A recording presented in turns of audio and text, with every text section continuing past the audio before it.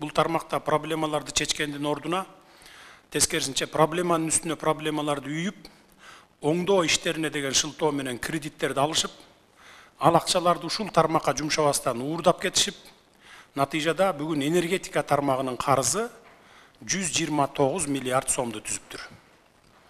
Ошого жараша көмөк чордондорубуз, линияларыбыз оңолгон эмес. Тескерисинче итке минип калган абалга келиптир. Бул акчалардын көпчүлүк бөлүгүн энергетиктер эмес, бийлик башында отурушкан атка минерлер уурдап кетишиптир. Бул маселе боюнча эсеп палатасына тапшырма берилет, изилдеп чыгабыз.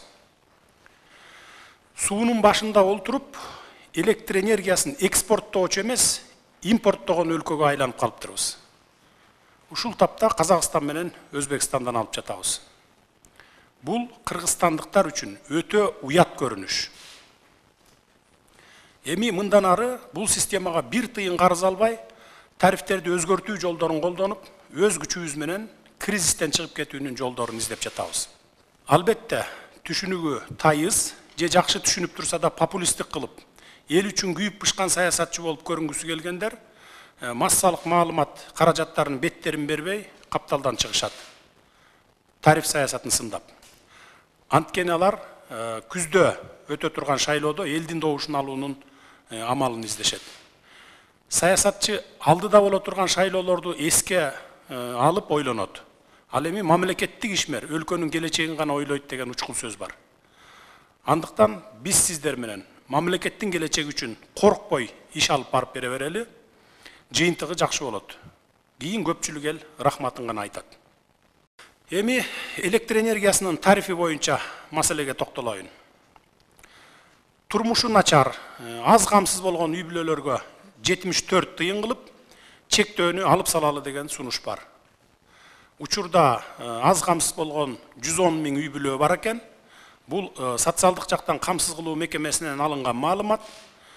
Жергиликтүү бийлик өкүлдөрү менен энергетиктер биргелешип дагы бир жолу тактап чыгышса, бул тизме дагы көбөйүшү мүмкүн. Тактап чыгуу боюнча тапшырма беребиз.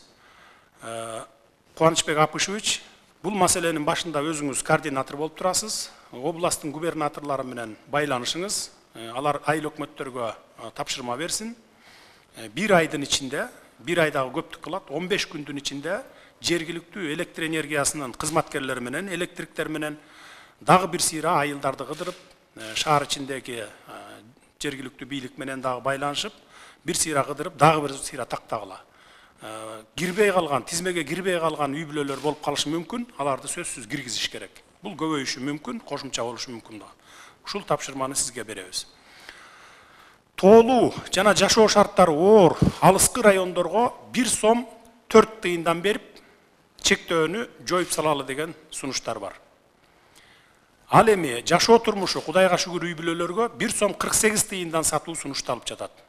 Чектөө алынат. Бирок суунун тартыштыгына байланыштуу кышкы мезгилдерде 1000 киловаттан 1000 киловатт сааттан ашса 2 сом 29 тыйындан болсун деген сунуштар бар. Бул бүгүнкү күндөгү электр энергиянын өздүк наркы ушул баага чыгып атат, 2 сом 29 тыйынга. Ушундай кылганыбызда дагы биз 2025 жылга барып, ошондо араң энергетикалык кризистен чыгат экенбиз. Эмне үчүн аз камсыз болгон үй бүлөлөр менен алыскы тоолуу райондордо жашаган жашоо шарттары оор үй бүлөлөргө арзан тариф сунушталып жатат деген суроо жаралышы мүмкүн.